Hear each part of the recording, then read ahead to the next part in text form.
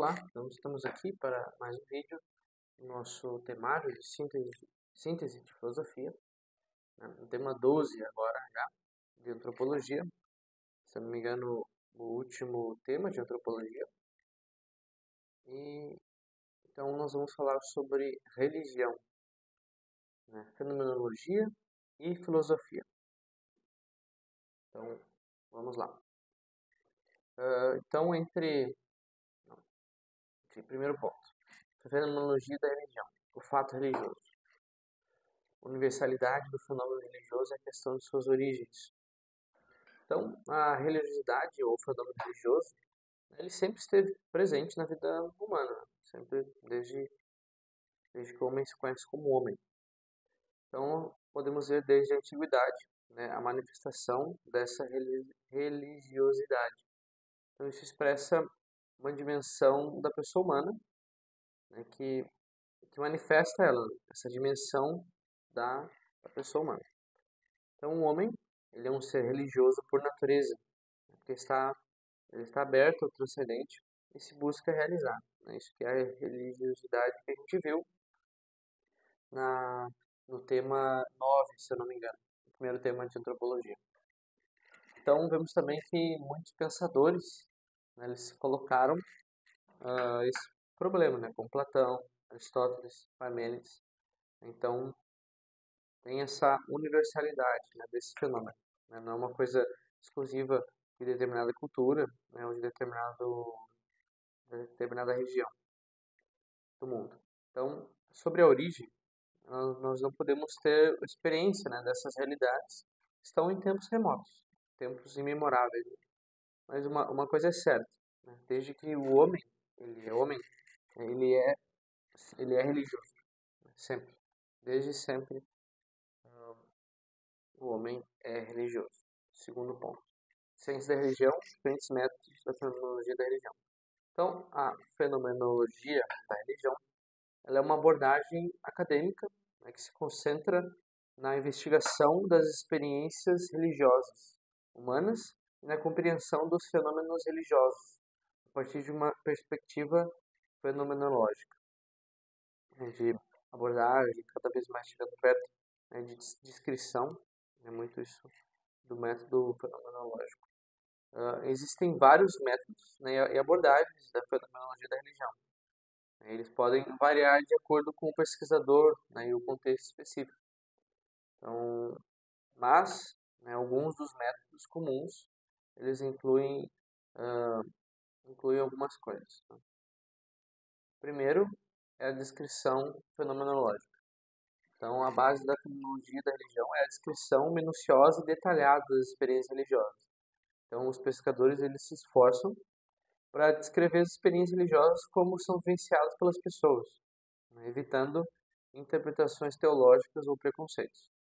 Então, depois há a redução fenomenológica. Então, essa redução é um método que envolve a suspensão ou redução, né, de pressupostos e crenças pessoais do pesquisador, então, a fim de se concentrar puramente na experiência religiosa em si. Isso ajuda a evitar a contaminação dos preconceitos do pesquisador, né, nessa análise. Entrevista e observação. Próximo passo. Então, a coleta de dados da fenomenologia de religião muitas vezes envolve entrevistas, né? Entrevistar pessoas, né? Esse é o próximo ponto, né? Então, que tiveram experiências religiosas significativas e observar práticas religiosas em contextos específicos. Então, isso ajuda a obter informações de primeira mão, né? Também tem a análise de textos religiosos, né? Estudar esses textos, Sagradas Escrituras, sermões, ensinamentos religiosos, para entender um pouco dessa estrutura, né, e esses significados religiosos. A compreensão das estruturas simbólicas também, que possui também, que essas religiões possuem. Ritos, símbolos, análise disso, né? Comparação e generalização. Então, a comparação entre as tradições religiosas, né, procura identificar padrões, né, temas comuns às religiões.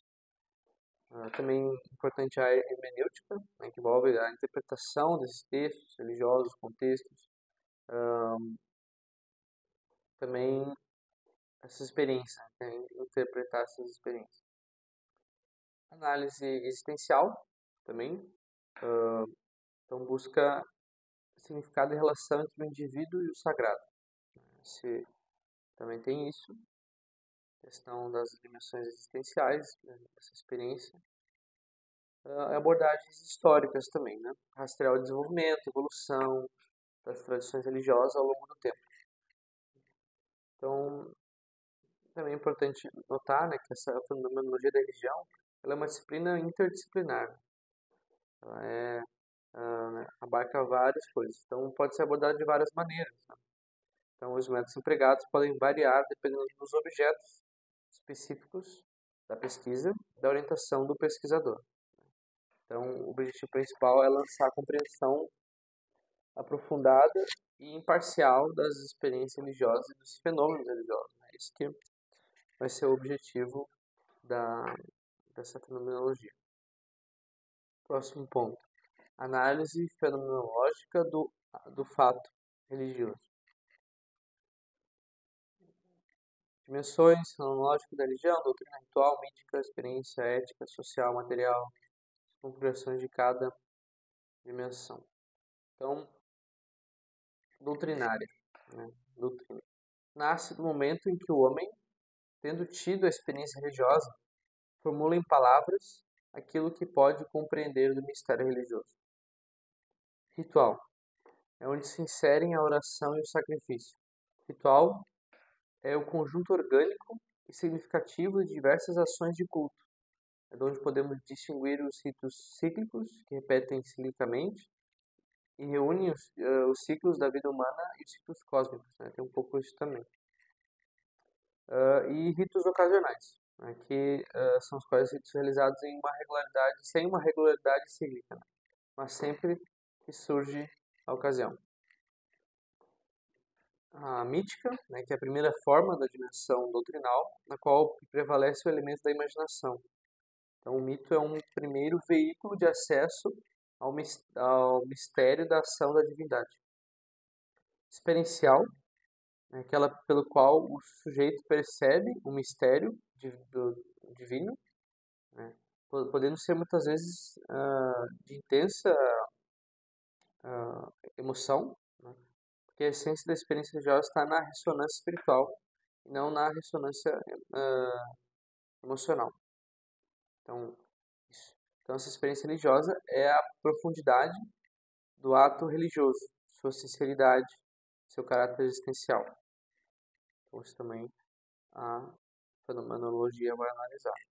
Ética, aquela exigida pela fé religiosa, qual chama o fiel a um determinado modo de viver, né, nos acontecimentos de todo dia. Pela ética, Deus ou a divindade não é percebido como indiferente às ações humanas, boas ou más. Então, o homem se sente interpelado a ter um esforço moral, né, uma conversão constante em resposta a Deus, né, a esse divino. Social, então, nasce da necessidade que a religião tem de expressar simbolicamente. Então, que une também a sociedade.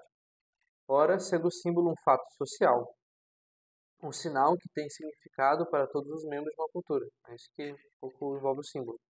Então, podemos dizer que a religião ela é essencialmente social, pois o homem procura, por sua fé em palavras, para que seja compartilhada com outros. E também idealiza ritos para ajudar a viver o mistério religioso. Material. Nasce da necessidade que o homem tem de algum tipo de mediação externa, né, para expressar e perceber o mistério divino. Por exemplo, os gestos, as matérias dos sacramentos, né, no caso da religião católica, entre outros. Né? Próximo ponto, os elementos constituintes da religião. Sagrado, a percepção do sagrado, a hierofania. Beleza. Então, o objeto da religião é o sagrado. Né? Então, pode ser entendido de duas maneiras, como coisa sacra ou como realidade transcendente. Então, as coisas podem ser sagradas porque manifestam ou estão a serviço da realidade sagrada. Então, pertence a um grupo de coisas separadas, né, invioláveis, reservadas, tornando-se objeto de respeito pelo homem. Isso é o sentido amplo. Em sentido estrito, então, todas as coisas sacras são todas as coisas, aquelas coisas, utensílios, locais, etc., que são protegidos de profanação por parte de um grupo de crentes. Essas coisas se tornam sagradas e não de per se, mas porque através delas o homem religioso percebe a ação de uma realidade transcendente. O sacro, que através das coisas sagradas, se coloca em contato com o homem religioso. Então, essas coisas não necessariamente são sacras per se, assim, mas porque elas de alguma maneira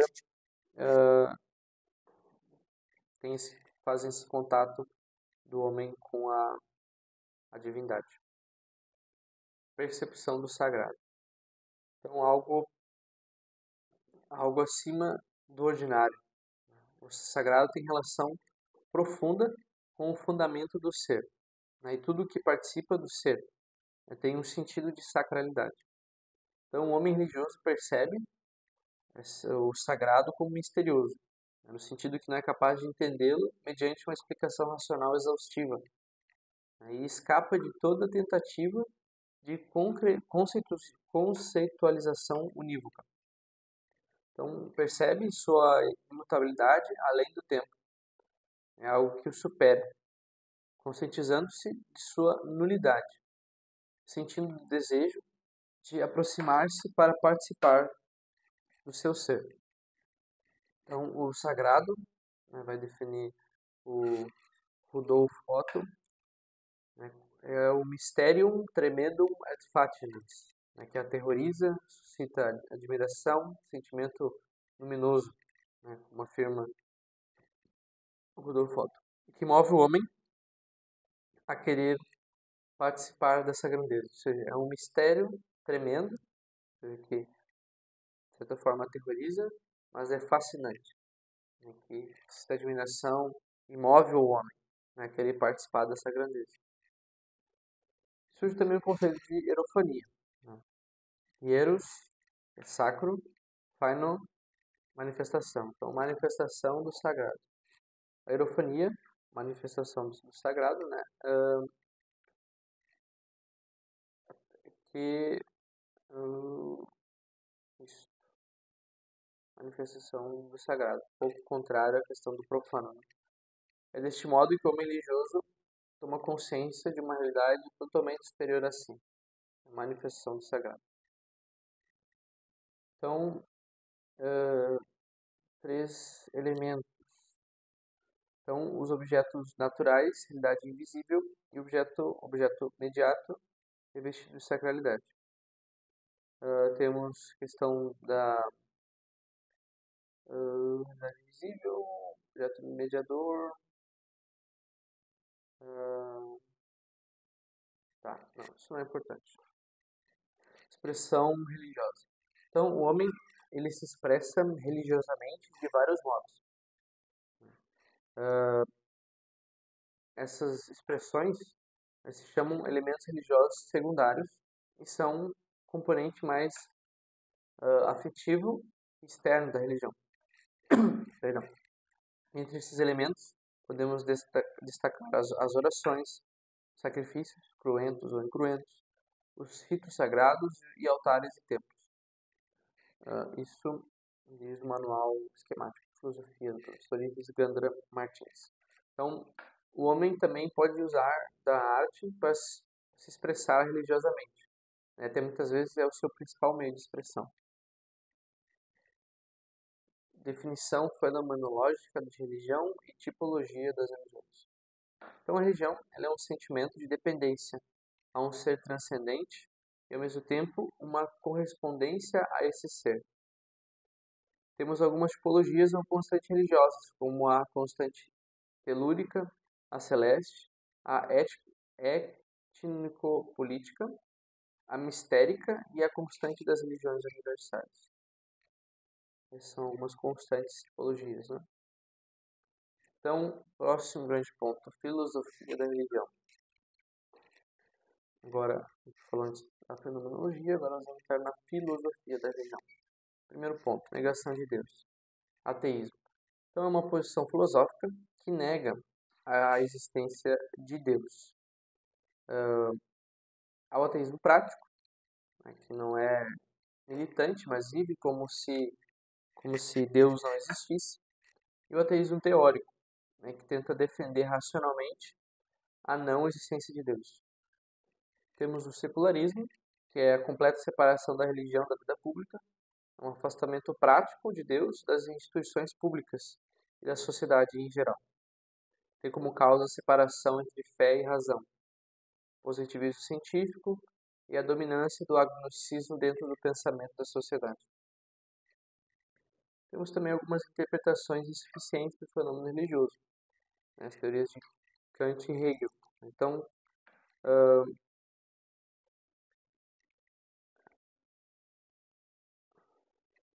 então, para eles, a princípio, religião e moral são quase a mesma coisa, né? Religião são séries de preceitos morais. Então, Kant ele enfatizou, né, a moralidade como base da religião e defendeu um deísmo racional, enquanto Hegel ele viu a religião como uma parte fundamental do desenvolvimento histórico da consciência humana em direção à compreensão da realidade absoluta. Então, com o cristianismo como uma forma mais avançada de expressão religiosa. É isso que ele viu, né? Então, um pouco. Só que a religião é quase igualada, né, à moral. A projeção da essência do homem, humanismo de Feuerbach. Então, uma das ideias-chave de Feuerbach é a ideia de que a religião é uma projeção das características e desejos humanos em uma entidade divina, ou seja, Deus. Então, ele argumenta que as características atribuídas a Deus, como a bondade, sabedoria e poder, são, na verdade, qualidades que os seres humanos valorizam e desejam em si mesmos. Portanto, Deus é uma projeção das aspirações humanas. É isso que o Feuerbach vai defender. Além disso, né, o filósofo ele acreditava que a religião era uma espécie de alienação do homem, tirava ele de si mesmo. Então, temos a posição de Marx também, que Marx via a religião como o ópio do povo, né, ou seja, o que inebriava os proletários, impedindo que se rebelassem, né, contra o sistema capitalista. Fazia parte do que ele chamou de superestrutura, né, a religião fomentando a crença em uma vida futura, né, acabava justificando a vida presente, sendo um obstáculo para a revolução comunista. Isso que o Marx defendia. Freud. Para Freud, então, ele descreveu a religião como uma forma de neurose coletiva. Né, em sua obra O Futuro de uma Ilusão. Ele usou esse termo, né, para expressar a sua visão de que a religião, compartilhada por um grande grupo de pessoas, tinha semelhanças com neuroses individuais, né, observadas em pacientes em sua prática clínica. A ideia de neurose coletiva de Freud está relacionada à sua teoria do complexo de Édipo, na qual ele via suas dinâmicas familiares e a relação com as figuras parentais como centrais para o desenvolvimento psicológico. Freud argumentava que a religião, ao projetar uma figura divina frequentemente apresentada como um pai amoroso e protetor, refletia as dinâmicas familiares e as relações entre pais e filhos. Sim, a religião atuaria como uma extensão dessas dinâmicas familiares no âmbito social. Jung, os arquétipos inconscientes. Então, Jung desenvolveu a teoria do inconsciente coletivo, né, que afirmava que a psique humana compartilha elementos universais, chamados arquétipos. Então, ele via os arquétipos como padrões de pensamento, imagens simbólicas que se manifestam em mitos, religiões e sonhos. A religião, para Jung, era uma expressão do inconsciente coletivo e dos arquétipos universais. O fundamento do antropológico do fenômeno religioso, o homem aberto ao absoluto. Temos, então, diferentes abordagens. O cardeal Newman, Blondel, Scheller e Zubiri. O cardeal Newman defendeu a ideia de que o fundamento antropológico do fenômeno religioso envolve aspectos da experiência humana, né, que vão além da razão puramente lógica, incluindo a intuição, a iluminação divina e a consciência. Já Maurice Blondel, ele enfocou o fundamento antropológico do fenômeno religioso ao destacar a dimensão prática, volitiva e existencial da fé, e argumentando que a religião é uma busca ativa por significado e pelo transcendente que surge da natureza fundamental da ação humana. Scheller, também usando da fenomenologia, ele afirmou que o fenômeno religioso ou a religião não pode ser visto apenas com um olhar teológico, né, mas também pelo existencial. Afirmou ainda que a religião é importante para a hierarquia de valores, estando no centro, sendo forte de significado e realização, sendo fonte, perdão, de significado e realização. Aproveitando, criticou também o secularismo da sociedade atual, no qual caíram em uma profunda crise moral e espiritual. E o Javier Zubiri, ele abordou o fundamento antropológico do fenômeno religioso, ao destacar a busca da pessoa por uma religação com a realidade transcendente. Ele enfocou a religião como uma expressão da natureza humana e enfatizou a importância da filosofia, na compreensão e na articulação da experiência religiosa. Próximo ponto, a dinâmica das faculdades racionais. Então, o homem, feito por Deus, né, ele é capaz de Deus, é capax Dei. É por meio da inteligência e da vontade que ela é aberta a todo ser. Né? Então, podendo assim buscar Deus, conhecê-lo e amá-lo. Né? Mas que aqui, de uma maneira talvez não perfeita, né?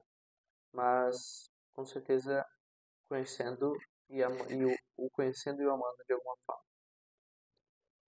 A questão do sentido religioso. Então, o homem foi feito para Deus e tudo o que ele faz busca ele. Então, estamos inquietos até que nosso coração repousa em Deus. Né? Isso é frase de Santo Agostinho. Isso. Então, o desejo natural de ver Deus. O homem tem um desejo natural de ver a Deus, né? Mas ele não sabe. Então, a felicidade do homem consiste em uma ação do intelecto especulativo, ou seja, a visão dessa verdade. Ora, essa verdade é Deus. Então, logo, o ser humano tem um desejo natural de contemplar a Deus, face a face. Ele faz tudo para conseguir isso, mas que não perceba. Né? Então, o homem, tudo que ele faz, ele busca ser feliz. E essa felicidade dele, a felicidade do homem, é essa visão da verdade.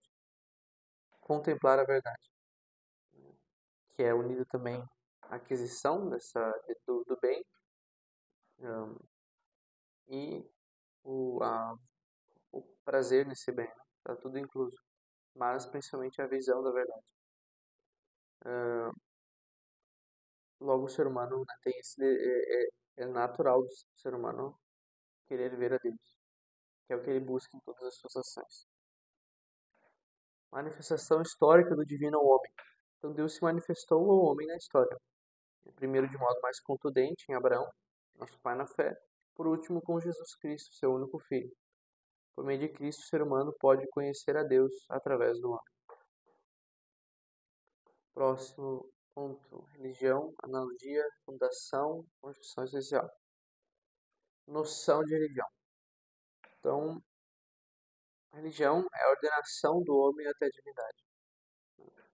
Sim. Análise dos dois principais significados de religião, como relação e como virtude. Como a religião, então, se manifesta de dois modos, como relação e como virtude. Como relação, a religião é a máxima relação possível. Ou seja, é a máxima relação entre um eu e um tu, né, entre o homem e Deus. Isso vai muito falar o Romano Guardini, no seu livro O Mundo e a Pessoa. Como virtude, então a religião ela está dentro da virtude cardeal da justiça, né, no qual a primeira é dar a Deus o que é de Deus, o que é dele, né? Ou seja, o culto, a veneração e o amor. Definição essencial da religião. Segundo o Manual Esquemático de Filosofia, a religião pode ser definida como o reconhecimento, por parte do homem, da existência da divindade, da dependência do mundo e do homem em relação a Deus, com a correspondência correspondente exteriorização desse reconhecimento e dependência através de formas individuais e coletivas de culto. Religião e sociedade. Então, o diálogo interreligioso. As religiões devem buscar uma certa união de esforços umas com as outras em prol do bem comum. Porém, a verdade é uma só. Não é possível que todas elas sejam verdadeiras. E uma é a verdadeira ou nenhuma é. Então, a liberdade religiosa. A liberdade religiosa é uma liberdade civil, não de consciência. Então, a consciência ela é escrava da verdade. Mas sim, deve ser haver essa liberdade religiosa. Papel da religião na esfera pública. Último ponto, a religião na esfera pública tem esse papel de difundir bons valores e dar sentido à vida. Ela também pode ajudar com serviços que o Estado não é capaz de fornecer, como o auxílio aos mais necessitados. Então, ficamos por aqui. Esse foi o tema 12. Próximo tema, nós já entraremos em filosofia moral, onde nós falaremos sobre o bem moral. Até o próximo vídeo. Não se esqueça de se inscrever, deixar o gostei e comentar para que esse vídeo possa chegar a mais pessoas.